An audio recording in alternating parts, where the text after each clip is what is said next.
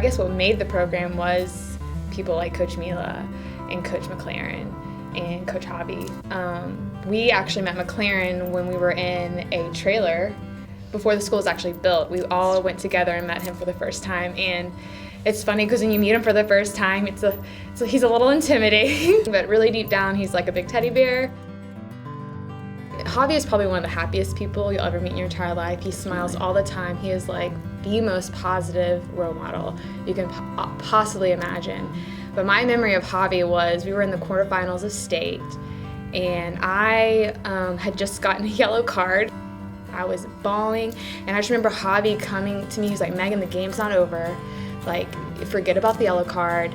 Go out there and make a difference. You can do this." And like, I went into that game. When I went back in, I just remembered everything that Hobby had said to me, and we went back in, and I believe I scored a goal, and then Grace scored a goal to tie the game up, and we went to overtime, and we won in overtime.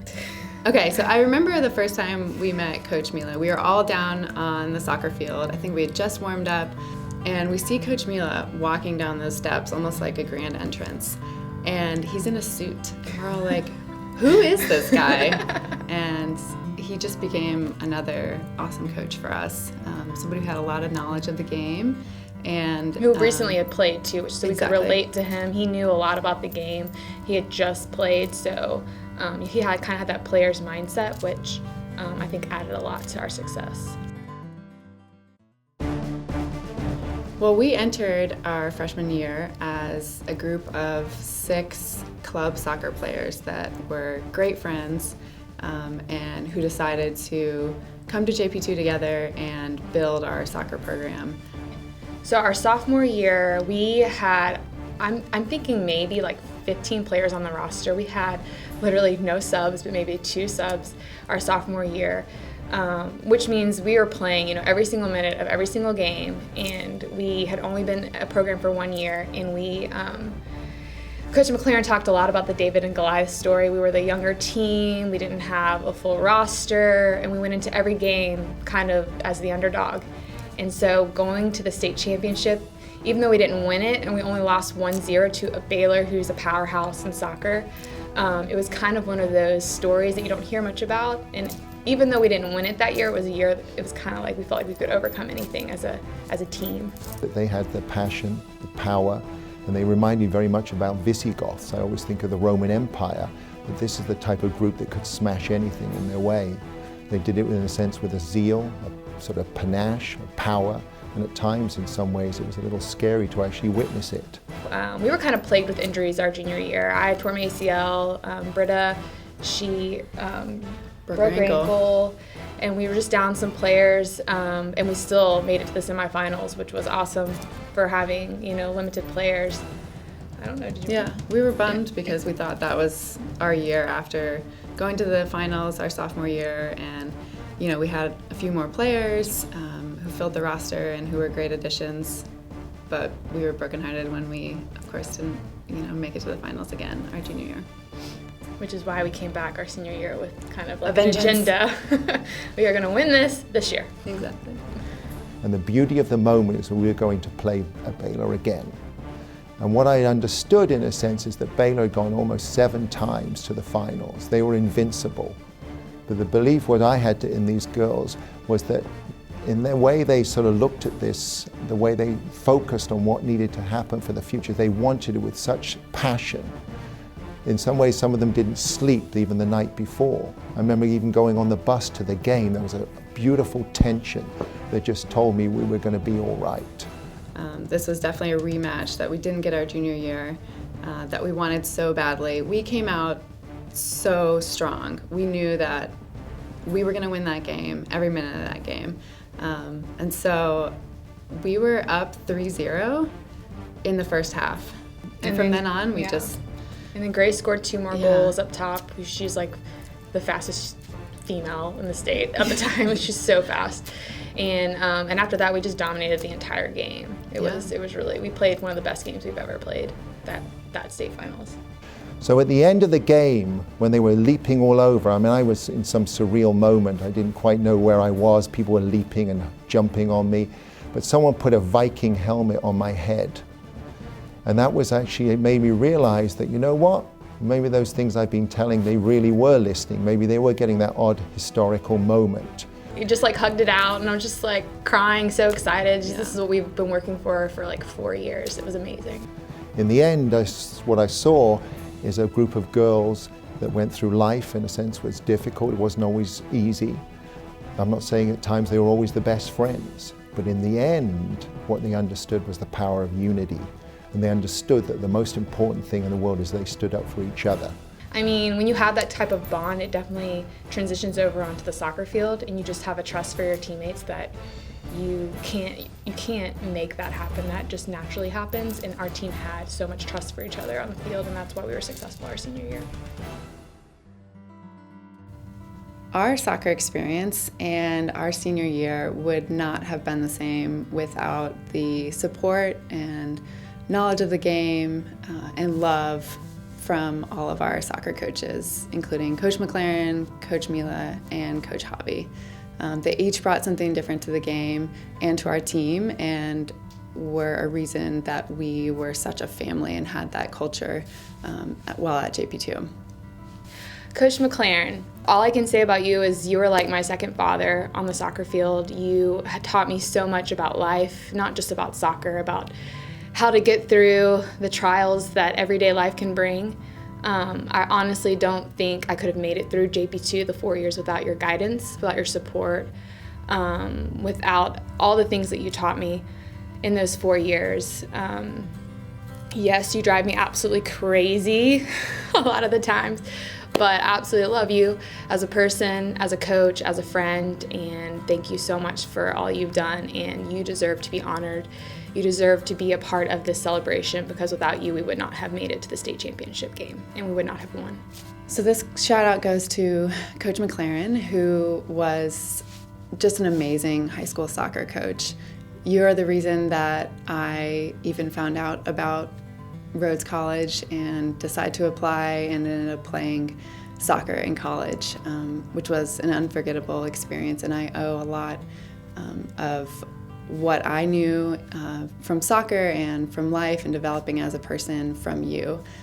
So thank you for just helping us have the most amazing high school soccer experience, and just always being a resource, not just in soccer, but in life in general. We love you. So many happy memories of watching them play. I remember very poignantly losing, I thought fairly unfairly, the state championship final the year previous to the time you won it, and how resiliently and how well you stuck together and stuck at your task and won it the next year. You inspired something at JPII. You put the school on the map. We were very, very young.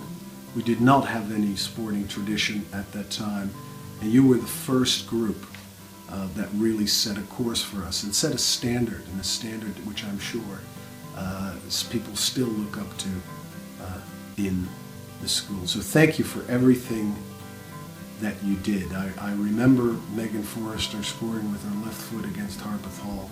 It feels like it was yesterday. Congratulations. Enjoy.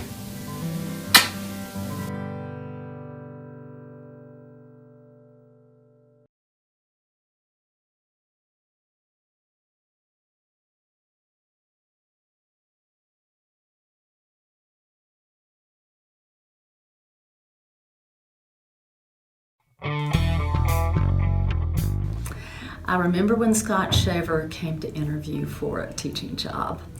He was as concerned about what I would think about his qualifications for the classroom as he was what Jeff Brothers might think of him on the football field.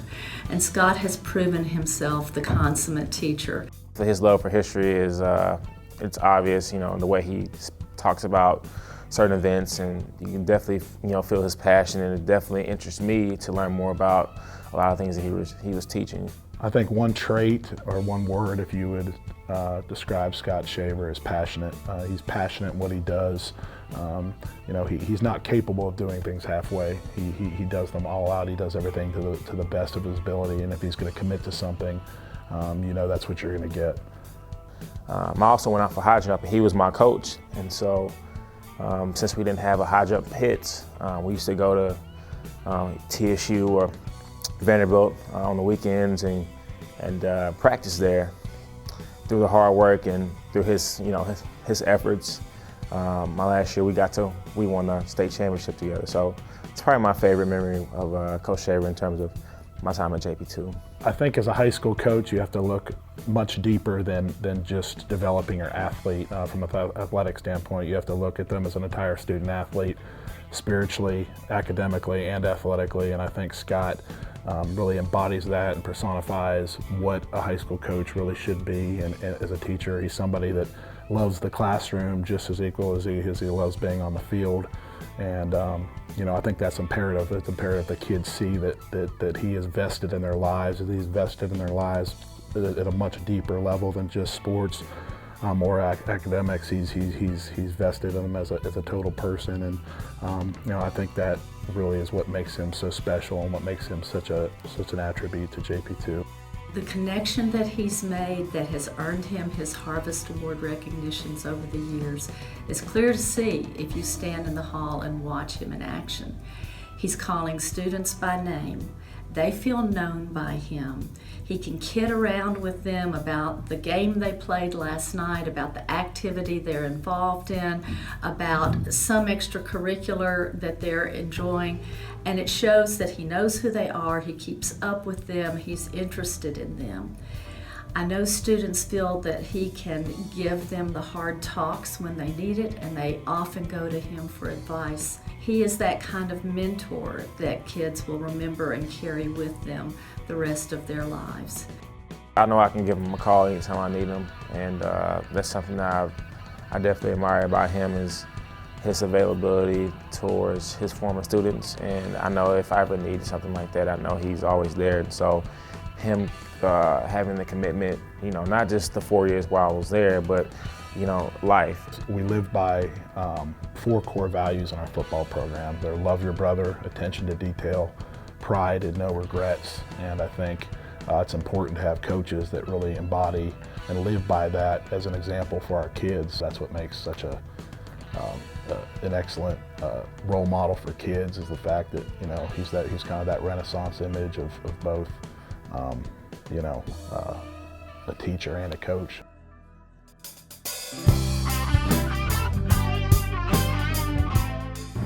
Hey everyone at JPII, Edwin Fagan's junior class of 2007. Congratulations, Coach Shaver, on your milestone and your achievements. I personally want to thank you for the man you've been in my life. Always been a quick reference for advice, hard lessons, and the occasional laugh when I talk to you on the phone and when I see you out. Again, congratulations on your milestone. Keep on doing God's work. See you later. Roll Tide, buddy. Hey Coach, just wanted to take a minute to first say congratulations. You've taught me so much throughout the years, whether it was in the classroom, on the football field, or just with life in general. I remember walking into your class freshman year, and you always, were greeting everyone, and we're always in a good mood. I wasn't sure if that was the coffee that you always were drinking, or if that was just you. Come to find out, that's just how you are. In the same transition to the football field, you might have been the first one to get onto us when we made a mistake, but you're also the first one to come up to us on the sideline and tell us how great of a job we did, and just you were always there for us. From freshman year all the way up until now. You go above and beyond everything that you've done as a teacher and just as a coach, and I just wanted to say thank you.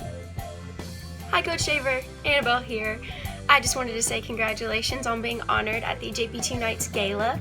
Miss Celeste asked me to do a video for you and told me that I might be the only girl presenting a video for you, and I wouldn't have it any other way. I am extremely excited for you. You deserve it. Tell the boys that I miss them, give them a big hug for me, and enjoy the rest of your night. Thank you so much for all that you have done for me. Again, you deserve this more than anyone, and I get to say for once that I am proud of you. Have a good night. Congratulations, brother, on a great honor. I can't think of any other person that is more deserving, somebody that's loyal, kind, and committed to the mission of JPII like you. You truly deserve it. Congratulations. I just want to say congratulations to you, Coach Shaver, on all your achievements. I remember the first day when you first came to JP2, and it's hard to believe it's been 10 years, but congratulations on this fantastic honor. Hope to see 10 more years from you. Best wishes. He's fun, he loves us, he will never let us go.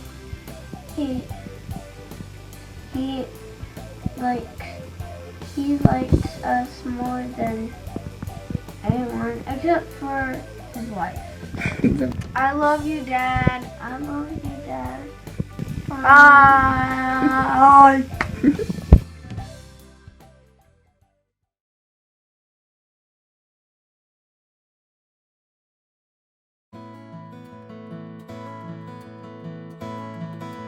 I have 3 big boys, and then came along Jeannie, our 4th child, who had Down syndrome. And when it came time for high school, we wanted her to have the opportunity to have a Catholic education. I was advised there could be an opportunity at JP2. So we made an appointment, my wife and I, with Hans, the new headmaster at JP2, and asked for a program. And my wife spearheaded it and very strongly said that we want our daughter to have an opportunity for a Catholic education in high school. And Hans initially said, it's not a good time, and I think the statement of my wife was, it's never a good time, and it's not a good time for me, but we wish you would consider this. So Hans made the decision on the spot, sight unseen for Jeannie, had not seen Jeannie, and said, we'll do it. There was a proposal put forth by Molly and Bill Gavigan to establish what today we know of as the Hand in Hand program. The adoption of the program passed unanimously without a dry eye on the committee.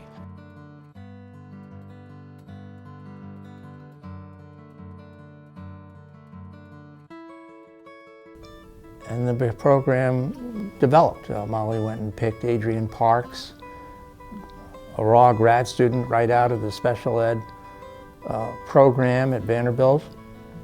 And she came aboard, and then the Vanderbilt staff at the Kennedy Center sent professors over to speak to the teachers here at JP2 and had sessions with the students and helped create a program of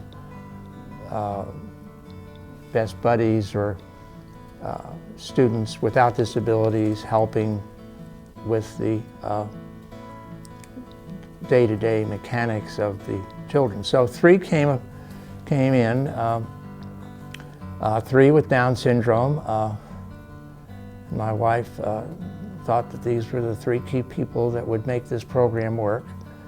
And it was Jeannie and Rachel Putnam and Will McMillan. And the 3 of them were quite a trio, and it was wonderful. Who were some of your friends that you went to JP2 with? Jeff. Jeff? He's my buddy. Oh, he was your buddy? Yes, the grass. What did you guys do together? We just study, to play. Part of what makes Hand in Hand unique is that all our families, regardless of their students' ability, can receive a Catholic education. And that's what makes Hand in Hand so vibrant at JP2, and what makes the expansion of Hand in Hand so important is that now our families who have students with disabilities, be it learning disabilities, intellectual disabilities, developmental disabilities, can go to school hand in hand with their siblings. They can ride the bus, they can go to eat in the same cafeteria, they can have the same parent nights. It's been a life changer for us.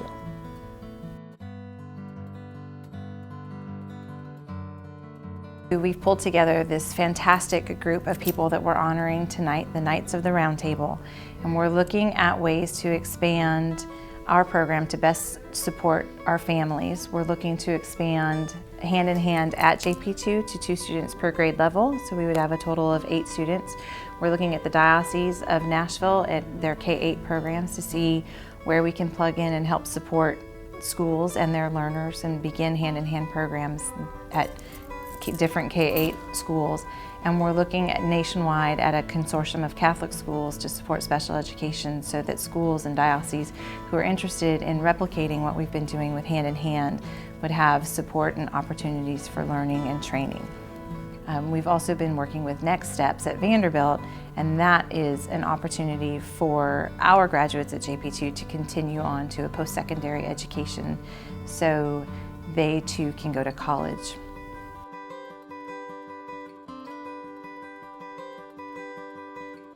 Go Knights!